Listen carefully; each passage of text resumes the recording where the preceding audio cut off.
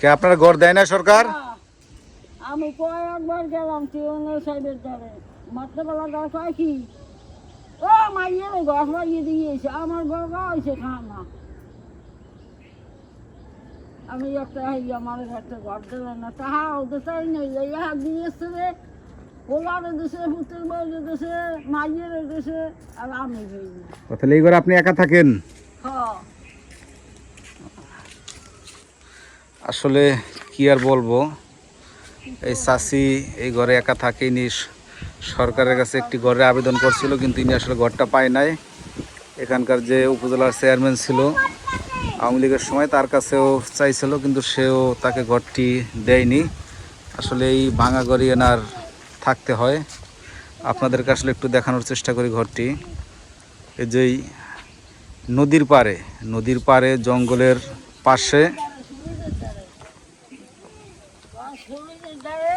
একা একা থাকে এই চাষি এই ঘরে।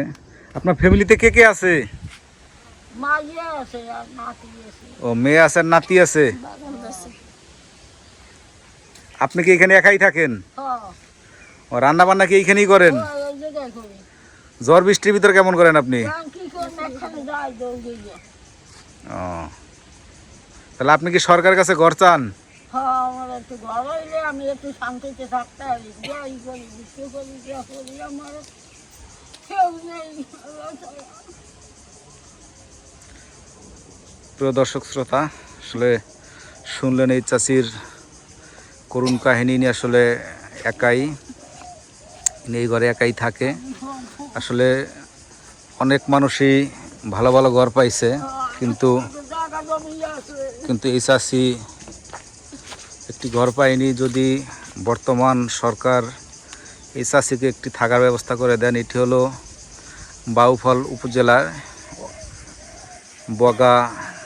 বগা এলাকায় নিয়ে বসবাস করেন। ইনি আসলে খুব কষ্টের ভিতরে এই চাষি আছেন।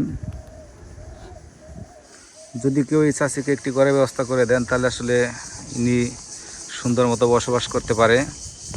এবং এনার চলার এতটা সামর্থ্য নাই, নিজে কাজবাজ করে এনার খাইতে হয়। এনার আসলে ইনি একাই থাকে এখানে।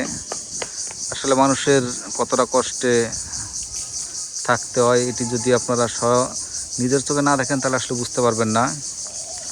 যে যেখান থেকে আমার এই ভিডিওটি দেখতে আসেন, আপনাদের সবাইকে ধন্যবাদ জানাই। এবং যদি এই চাষির জন্য কেউ কিছু করতে পারেন তো জানাবেন। আসলে আমার নিজের কাছে অনেক কষ্ট লাগলো চাষির অবস্থা দেখে।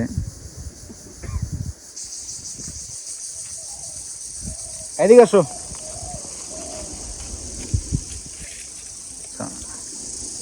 ধন্যবাদ সবাইকে। আসসালামু আলাইকুম।